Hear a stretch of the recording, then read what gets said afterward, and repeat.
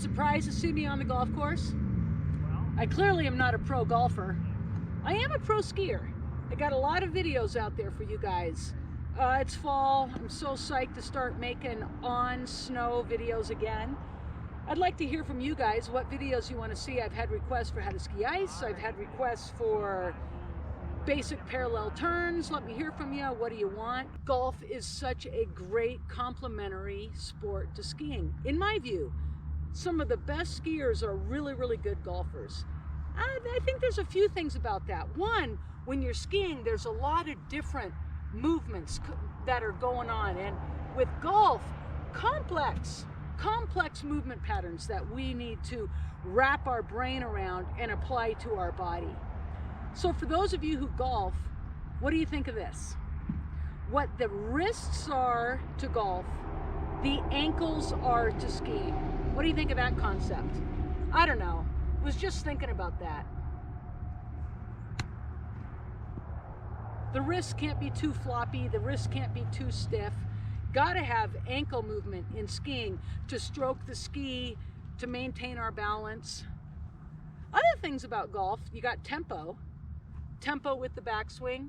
Tempo when we're making our turns. I'd quit. That's a good shot. Thank you. Just let it end right there. Yeah, and every time you don't have to hit them anymore. You just measure it off and drop it. I love it.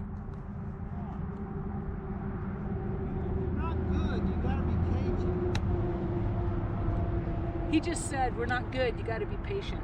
I don't know. There's something about that for skiing too. I mean, these sports don't come easy. They take a lot of work. So does skiing. I remember a quote from my dad with golf. Don't act as if you think it's easy. And same with skiing.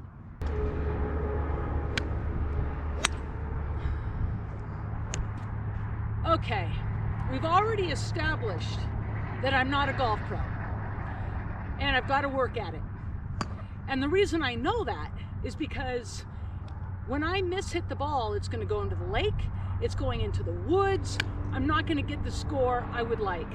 The thing that's tricky about skiing is you can get to the bottom of the hill, you can not fall, maybe you went really fast, but you haven't necessarily gotten to the bottom very skillfully.